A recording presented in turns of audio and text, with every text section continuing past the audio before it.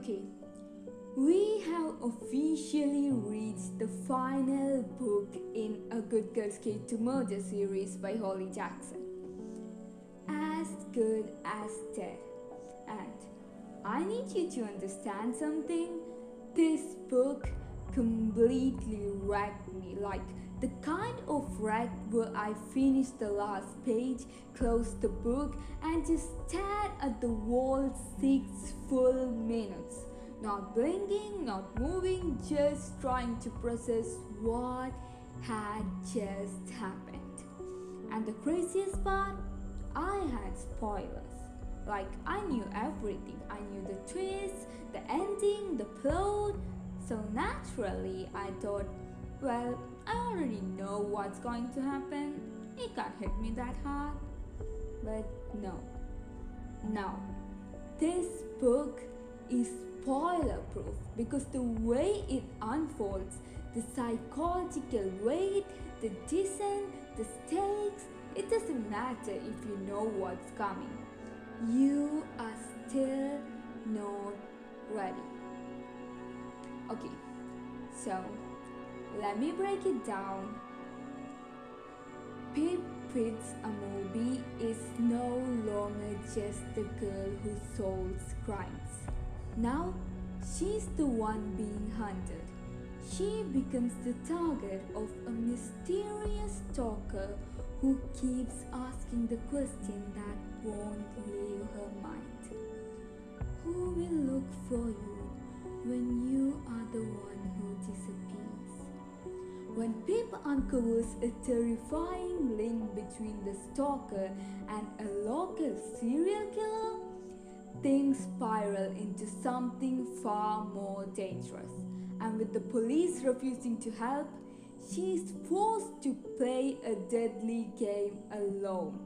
Because if she doesn't find the answer in time, she's as good as dead. So, As Good as Dead isn't just a continuation of Pip's story. It's a complete shift. This time, Pip isn't the detective. She's the victim. She's not hunting the truth. She's being hunted. It's no longer about solving cases for someone else. This is her life, her trauma, her danger. She's being followed, threatened, watched, and as the fear starts to close in, you will see her slowly unravel, piece by piece. And what Holly Jackson does so brilliantly is make you feel it. You're not just reading Pip's fear, you are experiencing it. The pacing, the inner thoughts, the breakdowns, it feels so real, raw, uncomfortable at the same time. And it's absolutely brilliant. And look, I'm really trying not to spoil anything here, but those last few chapters, the things Pip goes through, you will feel every second of it. I'm not exaggerating when I say I was terrified, I was anxious.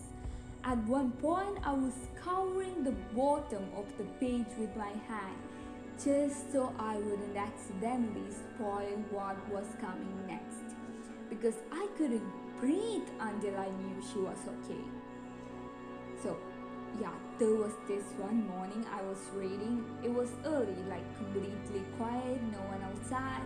I was all alone and I kept looking around like something was about to happen, because it felt like I wasn't just reading the story, I was in it. And honestly, this book doesn't just mess with your mind, it creeps into your bones. It's the kind of story that follows you into your nightmares.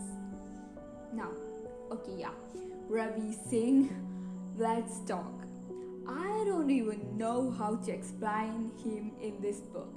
He's tender, supportive, scared, but trying so hard to hold her up.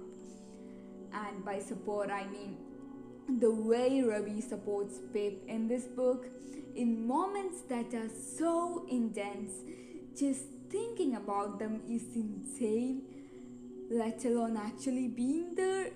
It's really unbelievable. The trust he has in her, the patience, the quiet strength, it's just next level. And even in the most stressful, panic filled moments when everything feels like it's falling apart, he still manages to say something that lightens the mood.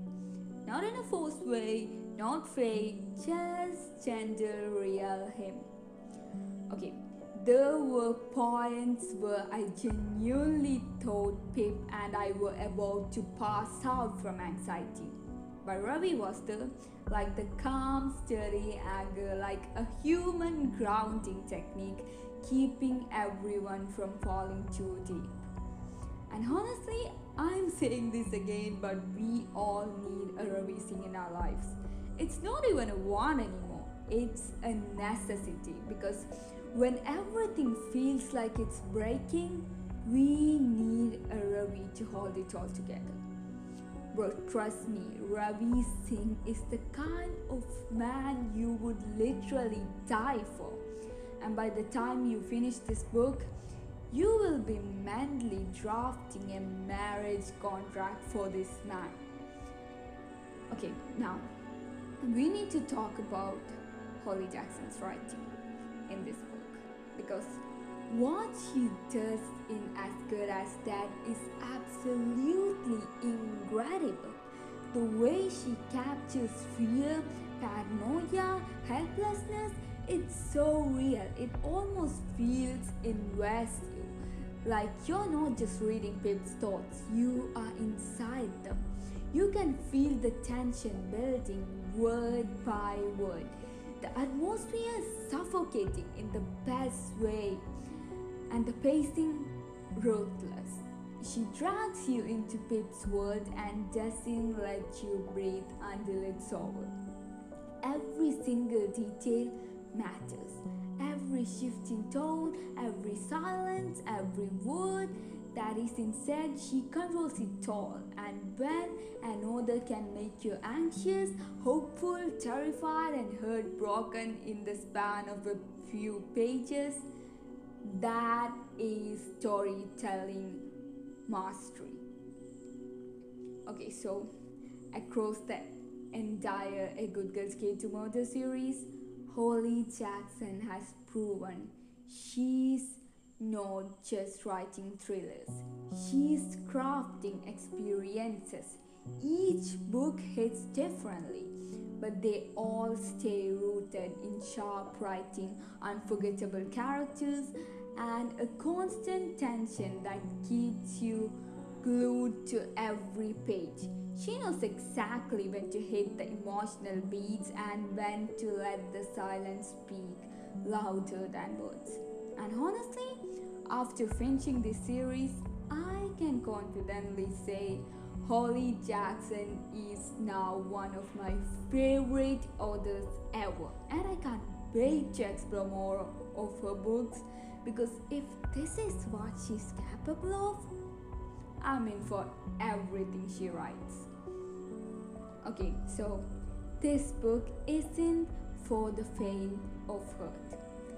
It gets darker, heavier, morally complex, and at some point, you are not even sure if Pip is still the same girl from book 1.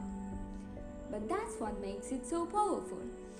You see what trauma does, what fear does, what not being believed does to a person. And when justice won't protect you, you are left to protect yourself no matter the cost. I had spoilers, every twist, every secret, and still my jaw hit the floor. My chest felt tight. This book didn't just pull me in, it dragged me down with it. So, here is my advice. Go where the noise ends and the real story begins. step into the silence and find out what happens when the hunter becomes the hunted. When the girl who always chased the truth has to cross the very lines she once promised never to touch. This series, A Good Girl's Guide to Murder, Good Girl Bad Blood, and As Good as Dead, it's not just a trilogy. It's a full descent into truth, trauma, and transformation. It starts with clues and red strings and ends with survival, silence, and a girl who's been changed forever. So, if you haven't picked this series up yet, do it now. And if you have read it already, welcome to the club. We are all collectively unwell. So, whether you have been emotionally wrecked by this series or you are still blissfully unaware of what's coming, welcome to the madness. So, don't forget to like, subscribe, and maybe drop a comment so we can cry about it together. I have got more book content coming, so stick around for that. And hey, if you love chaotic book reactions, you are in the right place. Just follow along. Oh, and yeah, remember in the first book review I said don't hate on anyone too hard? You will know why I said it after reading this book. You probably will. So yeah, that's all for today. I'll see you later. Bye bye.